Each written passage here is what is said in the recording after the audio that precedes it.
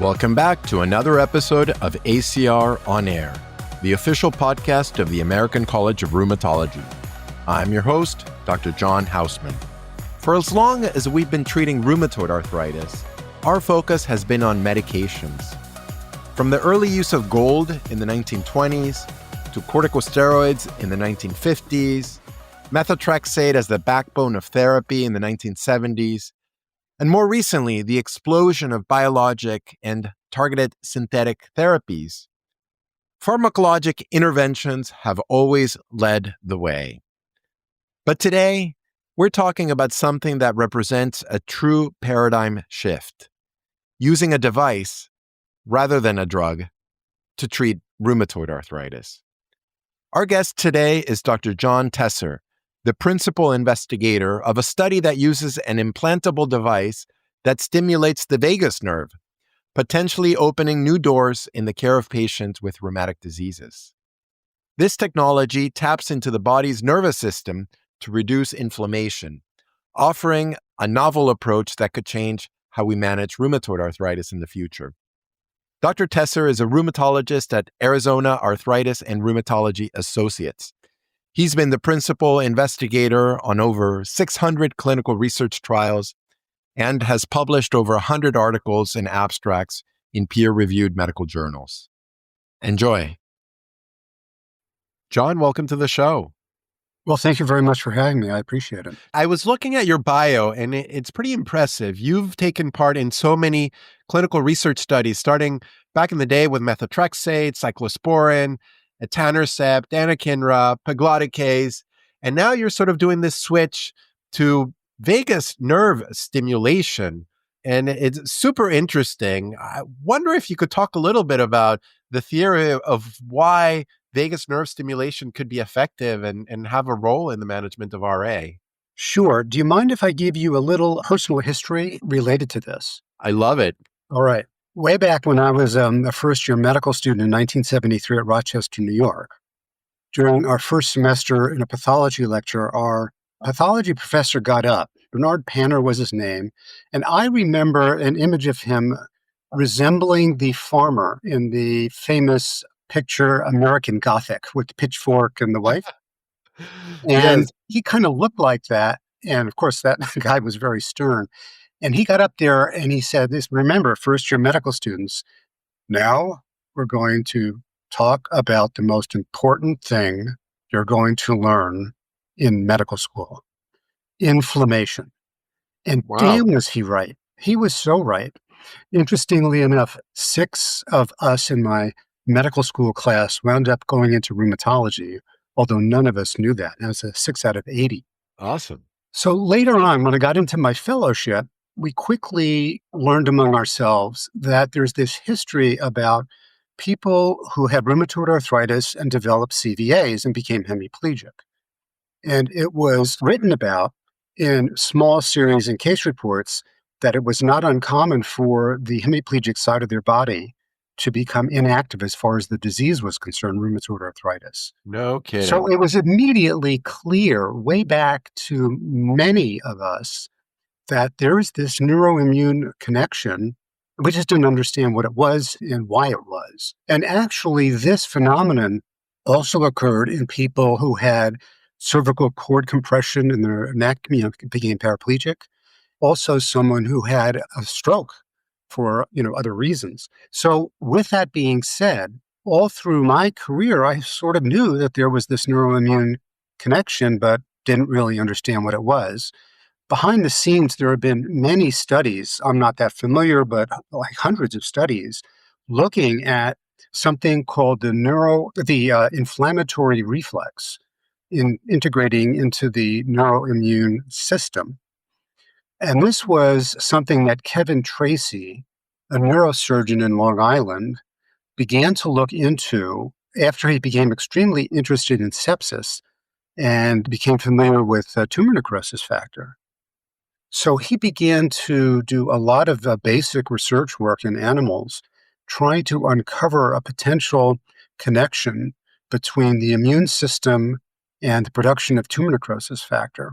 Huh. Yeah, and came up with this understanding that when there's inflammation in the body for any reason, like any system in the body physiologically, there's a gas pedal and there's a brake, and there's a very fine-tuned system that goes on in regards to this. And this led to his discovery of this reflex of when there's systemic inflammation, the afferent signals go up to the brain. And then from the thalamus, there's downstream efferent signals that go to the immune system. So this is really fascinating. The signals go to the ganglion complex, and the neurons in the complex release noradrenaline. So norepinephrine then hits these important T cells in the spleen through the splenic nerve. And these T cells receive on their receptors the stimulation from the norepinephrine, and they release acetylcholine. Acetylcholine then, within the cells of the macrophages within the spleen, now are activated to downregulate, downproduce TNF, IL-1, IL-18. And of course, this has the mechanism of downregulating the inflammatory response systemically. Kevin Tracy very quickly decided that he would like to see how this might work in the setting of rheumatoid arthritis. And that began the journey way back in the early 2000s. And he helped to establish the company called SetPoint that has been developing this theory over many years. It's over 20 years they've been working on this in animals to try to pinpoint what the amount of electrical equivalent stimulation is to the vagus nerve, because it's the vagus nerve that's involved. And this would determine and demand that there was very fine scientific discovery done on which fibers, which in the nerve, were involved with the electrical pathway, and then how much current, how much amplitude, how much voltage, and for how long the stimulation should occur. So this is the background upon this. The clinical scientists at SetPoint have been working on this for this long, to the point that the first study in man was done in 2017, a very small study, 11 patients only. Once the theory was understood more broadly, other companies also were very interested in trying to manipulate the pathway in order to be able to control inflammatory diseases. That is super. That's a long history. Yeah, super interesting, because I guess in one sense, we all know when our patients tell us that the rheumatoid arthritis is flaring, often is in times of stress, right? So as a pediatric rheumatologist, I have kids that start school or are having final exams, or in my adult practice, when people are moving, starting new jobs, having complications in their marriage, often the rheumatoid arthritis starts acting up. And I always wondered, what is the pathophysiology of that? And now you're saying that there's these direct link between the brain and the immune system, whereby it can, as you said, push the pedal on inflammation, or put on the brakes by releasing acetylcholine. That's fascinating. There's another angle on it, John, too, which I neglected to mention. Also, the vagus nerve releases these modulators that are known as respondent modulators. And they also cause a downregulation of the process, but they have an effect on osteoblasts and osteoclasts in the bone. This is very important in regards to some of the data that came out of the RESET study we'll get into. But it winds up being that the same pathways wind up stimulating osteoblasts to make more bone protein. And they also downregulate osteoclastic stimulation to reduce bone resorption. Fascinating. So you can imagine how that also integrates into the whole disease process as well.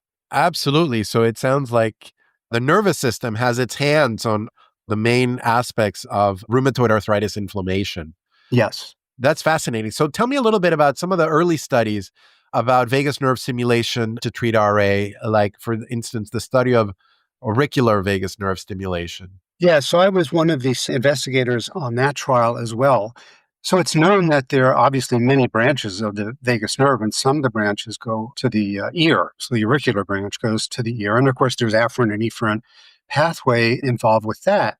It was considered that perhaps one could do the stimulation of the vagus nerve by stimulating the auricular nerve. And in turn, the signal would carry through the vagus nerve to accomplish a downregulatory effect systemically. That's a reasonable hypothesis. Of course, it would have to be proven in clinical study. So there was a company that looked into doing this, and they set out a double-blind placebo-controlled study with placebo-controlled sham stimulation and regular controlled stimulation. And of course, they had to go through the process of deciding, well, how much stimulation for how long and all of these particulars. They opted to go with a 15-minute stimulation per day. And there were 120, I think, 5 patients in the study, maybe 117 actually were randomized.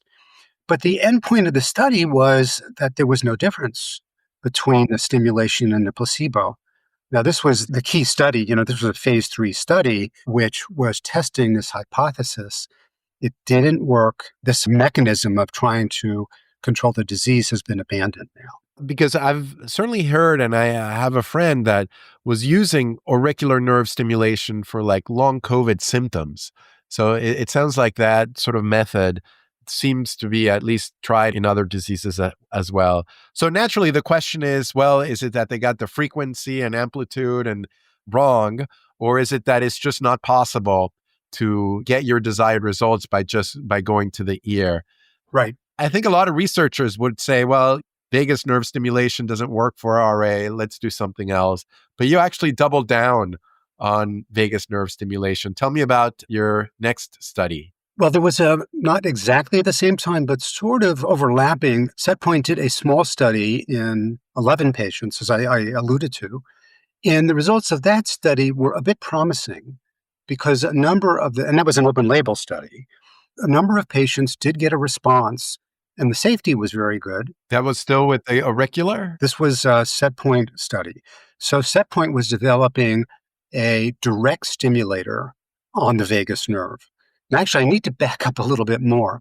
Way back in 2014 or so in Denmark, there was a study that was done on a limited number of patients where they actually did an implantable device on the vagus nerve, in the chest. So it was like a pacemaker, one of the old-fashioned pacemakers with leads going up to the nerve.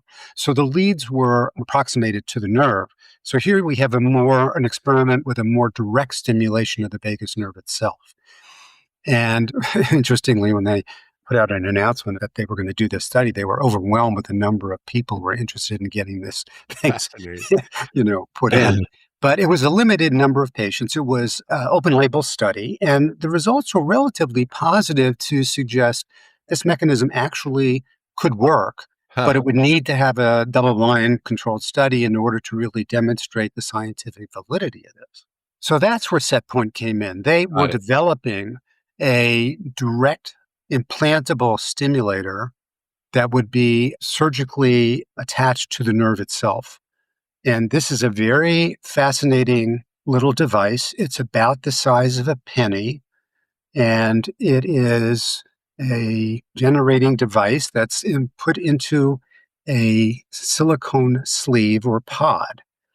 And then the pod has a groove in it, and it is attached surgically to the vagus nerve on the left side. Only the left vagus nerve is applicable here. And it would be implanted by a neurosurgeon. Very delicate surgery. It's not that complicated, but one has to really know what they're doing and have experience doing it. So Setpoint went ahead and did this study in 11 patients, and the results were promising. Open label study, safety was very manageable. And so they journeyed on and developed a phase 3 protocol, which was double-blind controlled sham delivery of energy. And there were 242 patients that were screened for this study, which underwent its initial period during the pandemic, actually.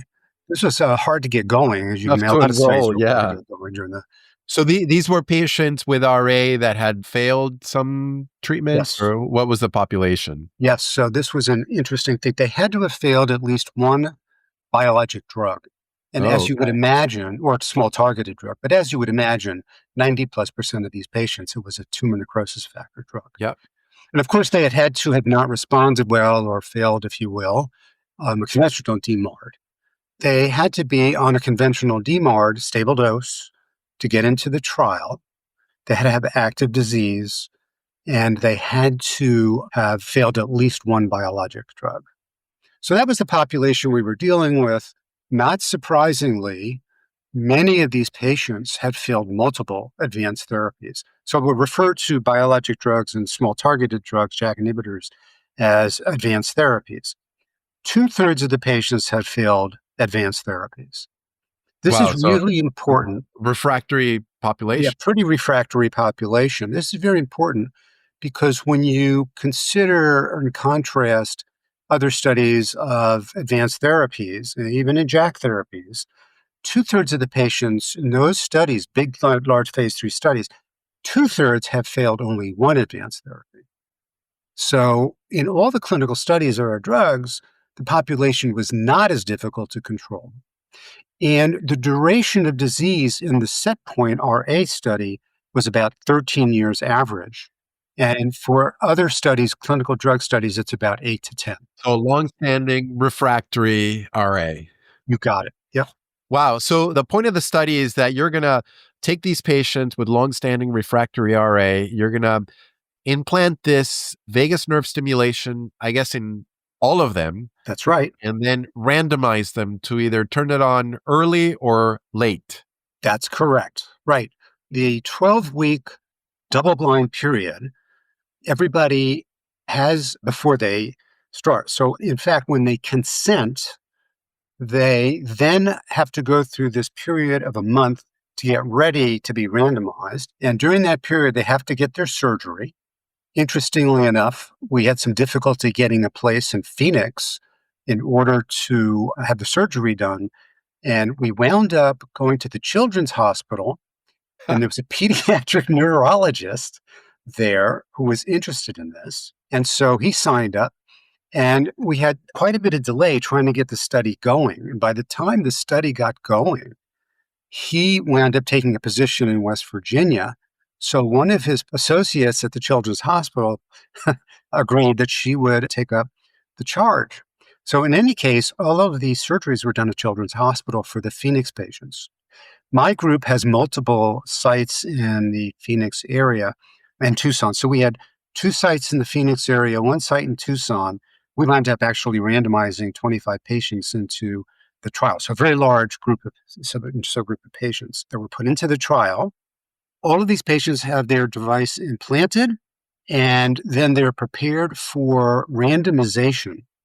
One of the odd things about this study, all of our colleagues will understand, once you have a major intervention during the screening period, that might change people's baseline activity readings. Sure.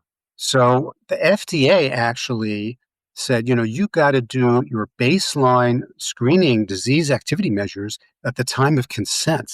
So that's something very different. But it tried to overcome the possibility of placebo response that would affect their baseline readings a month later. So anyway, I just wanted to let people know the nuance about that. And then they were baselined.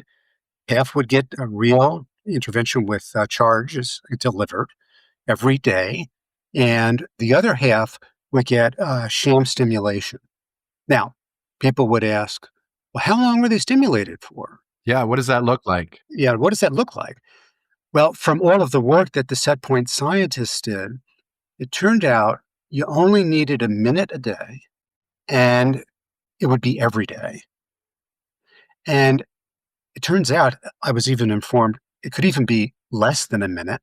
Wow. But giving more than a minute doesn't get you any more benefit of stimulating the nerve. And in basic studies with ex vivo blood from patients, they found that the minute a day downregulated cytokine production by 30 to 70%. Whoa. So if you think about it, that's kind of cool. You're not completely eliminating cytokine production. And, it's somewhere in that ballpark, probably a little bit different for different people. And maybe it may be physiologically moment by moment in any given patient. But it's kind of cool to think, oh, yeah, you were trying to get a balance, rebalancing of the system. And it only takes 30 to 70% of reduction of the cytokines to perhaps get this response. So it's a minute a day. That's what it does. So then people would like to know, well, what minute of the day would it be given? And would everybody feel it? Because then you've got a placebo issue. And how would this be done?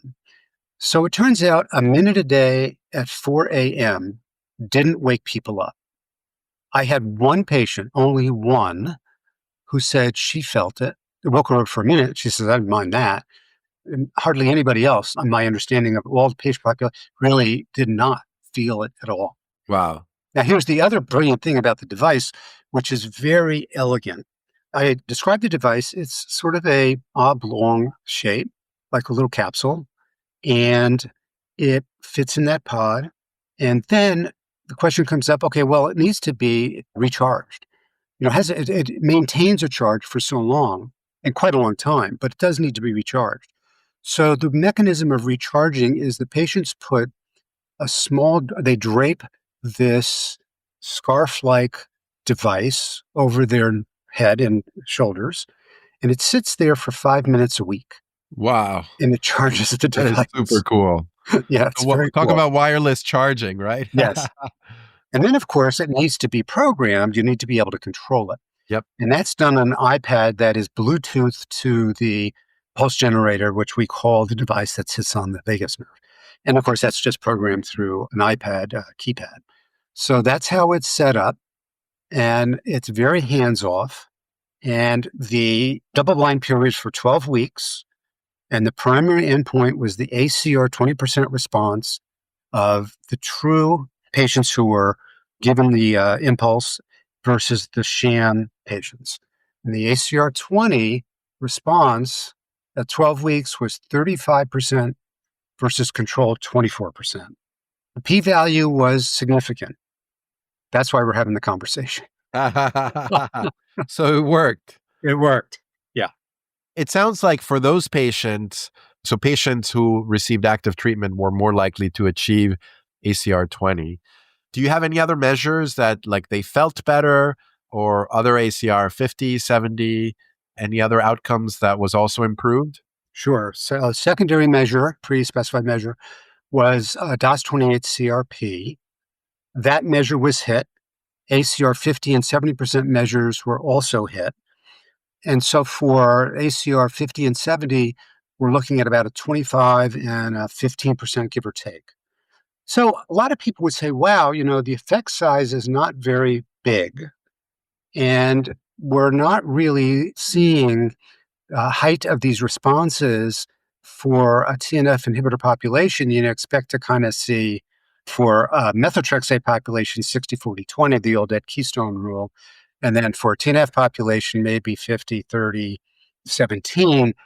But this group, remember, was 2/3 more refractory. And when you look at the one patient failure population, it was more 44% as opposed to 35%. So it was kind of getting closer to the 50% that you would expect with a one failure drug population. And the other is 50 and 70 kind of fell into line as well.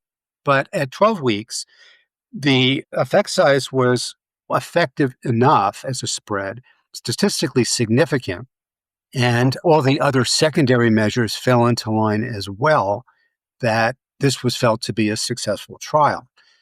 Now, there was this open label period from 12 to 24 weeks. And what happened at 24 weeks, open label, is that the responses went up. So the ACR 20 response by 24 weeks, you were seeing about a 50% response we're talking about mid 20s for ACR 50 and about 12% for ACR 70. And if you look at drug trials at week 24, you'd be very surprised to see that these results are not that different. Now, in some ways, it suggests that maybe this mechanism of intervening requires a longer period of time. That may be true. But when you look at what happens to the patients who are getting sham stimulation, who crossed over to active stimulation at week 12, by week 24, they also hit ACR 20 of 50%. Wow. So for some reason, their responses were quicker. Huh. And we don't understand why that was. Amazing. Maybe because everybody knew they were getting true stimulation by that point, but that's not clear. Yeah. What about side effects of the surgery itself or other side effects encountered during the trial? Yeah, so very important, the safety issues. There were some issues. Generally speaking, the rate of serious adverse effects were very low through week 12, 1.7%. There were some well understood potential problems that occurred to the patients in regards to the surgery itself. So there was some issues with hoarseness and with vocal cord paralysis, one patient each, one hoarseness in the control trial during the 12-week period, and one in the treatment arm at 24-week period. And then some incision site swelling was seen, vocal cord paresis in one patient the whole trial in the treatment group in the early 12-week period. Now, some of the patients had the device removed by their decision. They didn't like it because it didn't seem to be working for them and they didn't want to have it in. Some patients thought that maybe there would be some long-term consequences. They didn't want to have it in. There was one patient who, when they had it put in, they realized the device was defective and they had to take it out. And during the excision, there was a pharyngeal perforation. It happened right at the time of surgery and it was quickly repaired at the time of surgery. Now, I think it's important to put this in context. There have been over 200,000 people in the last 20 to 25 years who have had vagal nerve stimulation devices implanted for a variety of purposes, mostly for seizures and some for depression, I think some for movement disorders. Out of that number of patients, the overall safety profile of implanting vagal nerve stimulation devices has been pretty good. And these particular events that occurred in this group of patients have been seen with the larger group of patients historically. We don't like it, of course. The question is the benefit to risk ratio worth it? And I think I want to point out that the infection rate through the control period was about 20% for both treatment and control arms. And from week 12 to 24, it was about 12.5% and for 15% crossover versus treatment group. Is it infection at surgical site or other infections like Other infections. URIs? Okay. Yeah, other infections, right. Maybe unrelated to the treatment. Unreal. I think there was one related to the procedure itself, and all these others were just generally safety infection issues. Sure. There were no serious infection that were deemed related to the stimulation. There was one unrelated serious infection through the whole course of the trial. And there were no MACE events. There was the one device exploitation problem, and there was one malignancy issue. I think it was a skin cancer for one of the treatment patients. So clearly, this is a major question when one is considering the benefit to the risk ratio of whether or not having this intervention available for patients, is it worth it? This is the question the FDA is going to be asking itself. You showed that in a highly refractory patient population, after 24 weeks, you actually have pretty decent outcomes and the safety seems to be fairly well tolerated. Yes. The question is, if this were commercially available, like what is the patient population where you would use this? All of the patients, I think, on the study were on conventional synthetic DMARDs, or they were Yes. at least That's not correct. allowed to be on biologics or advanced therapies. That's right. What do you think would happen if you have your patient on methotrexate, on a TNF inhibitor, and then you add the vagus nerve stimulator because, you didn't get the response you wanted and you just want a little bit more and something that's not immunosuppressive? Is that the patient population where this might work well? So very astute questions, John. Let me just give a little bit more information about the data from the trial and a concept, and then I'm going to dive into those questions that you just asked. Okay?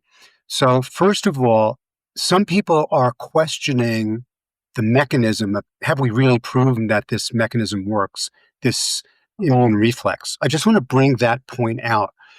contextually, one of the pieces of data, one of the data sets that came out of the trial, came out of the MRI data. So all of the patients had MRIs done in the study, 122 treatment and 120 control.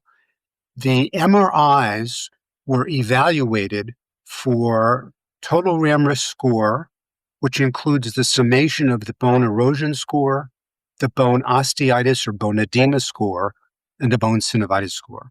So those of us who are understanding about MRIs, they are quite a tool to be able to look at bone inflammation, at bone damage, and then also at tissue inflammation, the synovitis score. And it turns out that the results are irrefutable, that the device, by outcomes of erosion progressors, really demonstrated that in the one biologic treatment group, a highly significant difference for treatment protection against control. There was no p-value for all subjects, but the highly erosive subgroup, which is Charles Petterfy, who's the radiology guru who helped to develop the methodology for RAM risk scoring. He picked out we should look at a subgroup of patients with high serologies, erosions, and this kind of thing. And in that highly erosive subgroup, there was very statistical significant difference between the control and treatment. So I just point this out that we're looking at a true physiologic response in patients with these subgroups analysis. And it really helps people to appreciate this is a real thing that's going on in conjunction with that data, that underlying scientific concept about the responder modulators that affect osteoblasts and osteoclasts. So then the question comes in, who would this be good for? Is this device that much safer? Is it truly not immunosuppressive? And one still has to wonder about that because although this data set would suggest it's not immunosuppressive, I think it would take a larger number of patients and a lot more time to know for sure. But the fact that there's no signal so far from this not insignificant number of patients, I think it gives us some confidence that so far we're seeing that it seems not to be immunosuppressive. Now, in conjunction with that, the FDA and the company agreed that during the course of the trial, if someone was doing extremely poorly, that they could be rescued with any therapy that the investigator thought was appropriate for the patient. And that could include biologics, small targeted, anything, steroids, anything. Patients who were rescued, small number, during the first 12 weeks, they, of course, were excluded from the primary analysis by NRI at week 12. But after that, during the open label period, people were able to have their therapy differed. There were a few patients where this happened, and the patients had some medicines added. But it turns out that by day about 500, so in a more extended period beyond even the 24-week period, only 80% of patients had not had any therapy added, would suggest they're doing well enough. They continued with the stimulator to They day continued 500. with the stimulator, yeah. Fascinating. Yeah.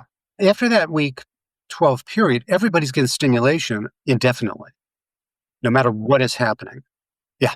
So it's very interesting. So I think it's clear to say that one would have, at this point, reasons to be confident of taking patients who are really at risk for serious infections. Whatever percentage of my practice or your practice might be, it could be 5 to 10%, whatever it is. You say, well, this is a group of patients I'd really like to be able to have available to use this therapy. So one of the problems, though, is that some of these patients have been on so many therapies that that their potential for success might be a little bit mitigated. But, it would be something you would certainly think about trying. Then we have a lot of patients who are really needle phobic and they don't want IVs. They don't want to come in. They want something that is a pill, but maybe not a pill, or they've tried a number of pills and they haven't worked. This might be a group of patients where that would be reasonable to think about using the device in. And then there are patients where maybe their compliance is not the greatest and They tend to come in, they don't come in, you got them on very significant drugs and you're not able to do safety checks on them. Well, this may be a therapeutic option whereby, once it's in, it's in. For these patients, it's going to take something that's, once they believe they want to have it in, that will keep working for them, despite the fact that maybe they're not as compliant with follow-ups. I guess, yeah, they're going to have to keep on recharging it every week. So that's another thing, Yeah. right? A company has some strategies about, reminding them with text and everything like that in this day and age. The other advantage of this, and this is going to be a point in terms of access and payer access, is what is the socioeconomic angle on this? So if you consider this device to be successful, and it's a one-time implantation, one-time cost, and it's successful in that patient, knowing the backdrop that up to 50% of our patients who go on a biologic, especially a TNF, 50% are off of it within 2 to 3 years. And there's also duration limitation issues with all of our therapies, including our JAK inhibitors. What if this works? It's put in once, the cost is a one-time thing, and hopefully it's durable. I mean, that's another question. How long is it going to be durable for? But if it were to be continuously durable and the patient is not needing to be exposed to other drugs, then socioeconomically, it's a huge win. As you know, the cost of our drugs is terribly, terribly high. You mentioned that once it gets implanted, it needs to be programmed, and that requires an iPad. Is that something that the patient does at home, or is that something like the rheumatologist would do in the office? Yeah, so this would be done by a trained individual, no doubt in the rheumatologist's office. I think it's fair to say, though, that the company would stand behind any rheumatologist and their office staff. I would expect that they would have representatives who, at the very least, would be on hand, ready to help and support. All it would take probably is like a video call and for that person to be immediately available. The program is not that complicated. The coordinators in the studies were the ones who were doing this with some support from the company. So I think this is a very technically manageable issue as far as all of that is concerned. Because it seems also like at this point, there's just like one set frequency, duration, length for every patient. It's not something that you would necessarily need to titrate over time. Is that right? During the course of the study, there was titration that was done, Oh, okay. 3 steps. But in terms of when it's put in, that I'm not sure. They may be able to determine the proper level of stimulation on a patient-by-patient basis in a one-time meeting, if you know what I mean. Yep. As I mentioned, the clinical scientist, Yakov Levine, who is behind all of this development, a huge handout to him, he told me that probably the lowest point of stimulation used in the study was even more than what probably was needed. So I'm not sure what stimulation that they have in mind for marketing the device. I'm Yep. sure they'll come to that understanding, but I think that'll be a pretty easy move. So is the company going forward and trying to get this device approved for the treatment of rheumatoid arthritis? Absolutely. The company won abbreviated pathway for approval of a device. And for all the listeners, remember, this is a device. So this is going to the device committee of the FDA, not to the biologics or small molecule divisions. So this is a device committee. And the question right now is the FDA going to want to convene their device committee in order to be advised on whether or not to move forward with approving of it, the device, or will they abrogate the need for a committee and just make a determination on their own, which they sometimes do. So the FDA will they'll do a preliminary look at the data and then decide if they need to have a committee advise them or not. And on part of the planning for the committee meeting, if it's decided to have a committee.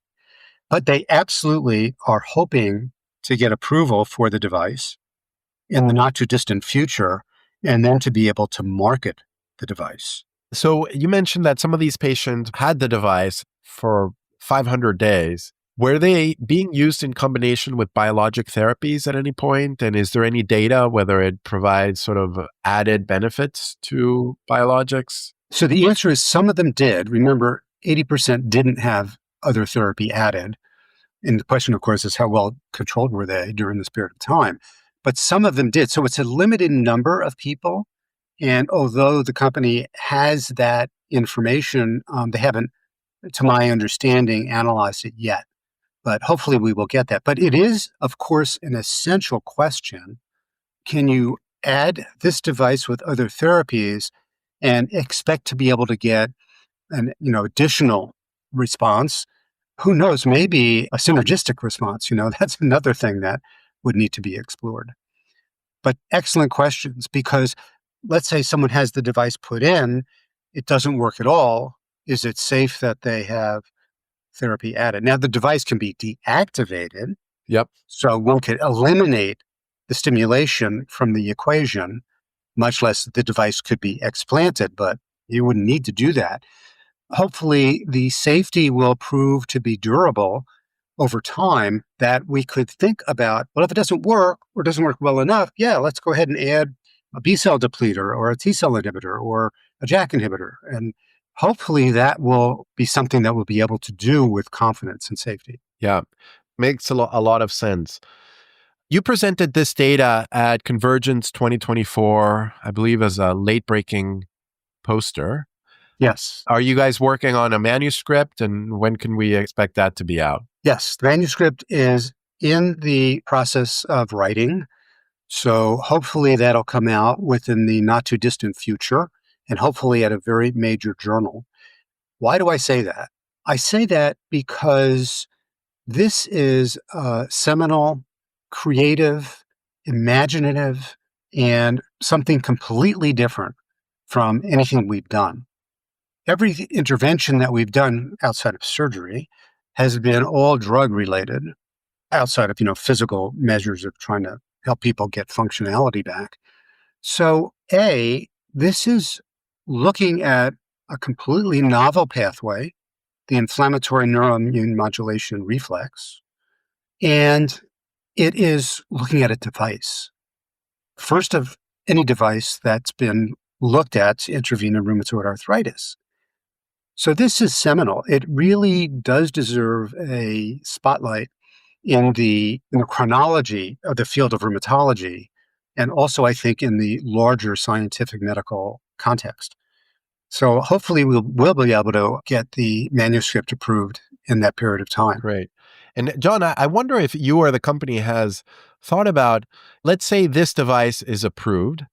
How are you going to train rheumatologists to learn who's the right patient population? How are you going to overcome these probably significant barriers of trying to get us to think outside the box, think outside of medicines, and think about these implantable device to treat our patients with RA? My answer to that, it'll be multifaceted. You and I are having this conversation now. I don't know how many people listen to the podcast. Hopefully, Millions of people, millions of downloads per month, I'm sure. Oh, yes. This is one way. The manuscript, once it's released, hopefully, approved and gets out there, will be another way. The poster at the meeting was another way. I will tell you, I stood at the poster for 2 hours, and there was never a point that I could see through a crowd for 2 hours. It was very Amazing. popular.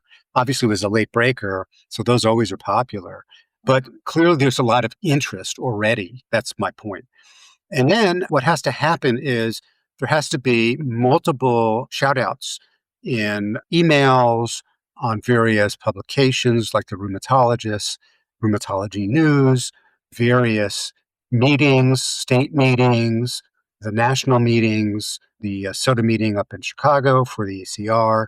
There are so many rheumatology meetings. I don't know how anybody can go to all of them, and nobody does. But Jack's podcast, the Room Now podcast, there are so many avenues for dissemination. I have no thoughts that A, this won't get out there, and B, because the level of interest is so high, people will actually pay attention and want to learn about it. And it's not that hard to implement. Once a rheumatologist is thinking that they're going to maybe want to use this on a patient, this would how I see it would go. They could contact the company's representative. Immediately, there will be a neurosurgeon identified in the region where that rheumatologist is or nearby, and there will be that connection that would be made. And then there would be arrangements made for after the surgery, because Right. the surgeon's practice would go through all of the steps of scheduling, et cetera. And then after the surgery, there would be the support given to the rheumatologist's office about getting the device charging and stimulating. So really, it would be an order by the rheumatologist. And then I think everything would be sort of a domino effect from there. It really wouldn't be that labor intensive for the rheumatologist or the office. Yeah, and then I guess we'd have to get insurance approval. That's And another thing. Yeah, that's another minor barrier. detail, right? Minor detail. John, this has been a really fantastic conversation, and I really appreciate your time and all the work you've put into this. And it's been absolutely fascinating to learn about this new way of treating rheumatoid arthritis with a device. And I really look forward to having something else in our armamentarium that's like totally different than anything we've had before. So super excited to see what's coming. And let me leave you with this thought. Trials are already underway with the device in inflammatory bowel disease, and a phase 3 trial is ready to start for multiple sclerosis. Wow. So this may have implications in many other Yeah, inflammatory disorders. yeah. Remember how I started? My pathology professor, inflammation.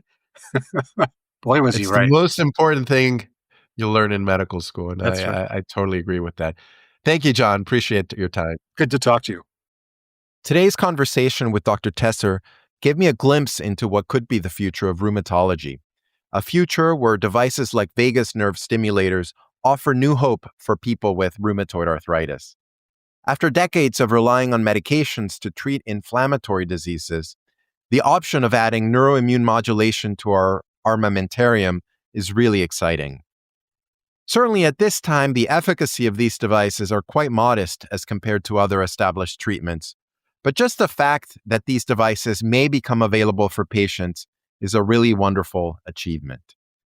Thank you all for listening, downloading, subscribing to our show, and for rating us with 5 stars, or however many stars you think we deserve.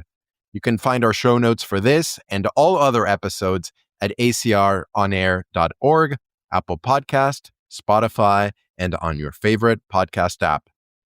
Until next time, keep stimulating those nerves. And of course, stay healthy.